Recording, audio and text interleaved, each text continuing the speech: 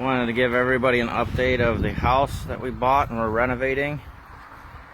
So we ripped off a whole section off the back here, stripped everything down. We finally got our permits, got our architecture stamp, our engineering stamp, all of our blueprints. Started framing in everything. We got the ceilings all framed in. We had to sister everything and then run bracing. Then we ran flooring up underneath. Had to brace all the walls through here, and then we put a header in over here that the engineer approved.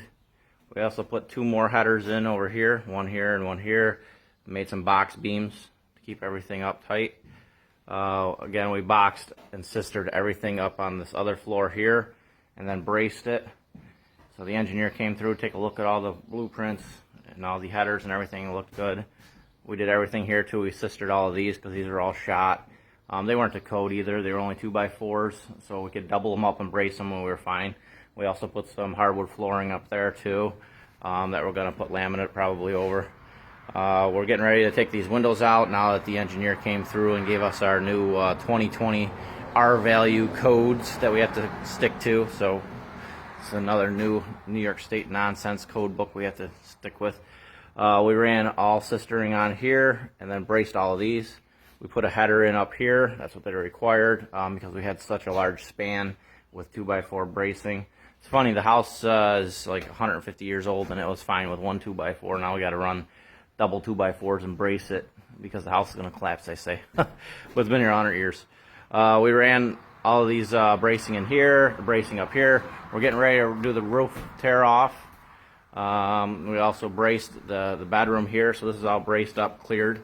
So we got to obviously start running electrical soon.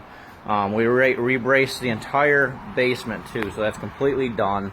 I'm not going to go down there today, but that's done. We gutted where the bathroom is going to be. So this is completely gutted. There's nothing here, so we're going to strip that all out, and we're going to take off this and raise it up a little bit, the roof. Raise the roof. Also, these stairs, they're too steep, so what we're going to do is we're going to cut them out, and then we're going to take these and we're going to slide them back another 2 feet. So we're going to cut a section here 2 feet back, kick the stairs back. It'll give it a better slope. So we got that to code now. Even the architect couldn't figure that out. I had to tell the architect how to do it.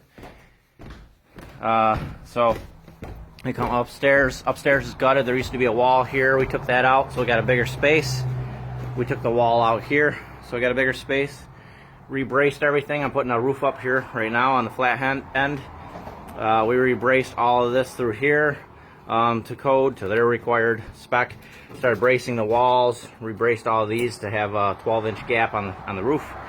We put some flooring here so we can turn this into storage, like a little cubby hole storage through here, and then they'll be able to come in on this side here, put some storage in. And then we did the same thing here, put some flooring back here so you can come through here and put storage back here. Little tiny closet that's going to go here. This is going to be one big giant bedroom up here and then like a little storage room. Same thing here, we added more flooring here so it kicked the room out a little bit more. And then we're adding flooring here, so more storage. So it's actually a pretty big room up here once you look at it. So here's the layout of it. And then I'm doing the upper roof right now, this right here. So I'll have this done today and wrapped up before the rainstorm.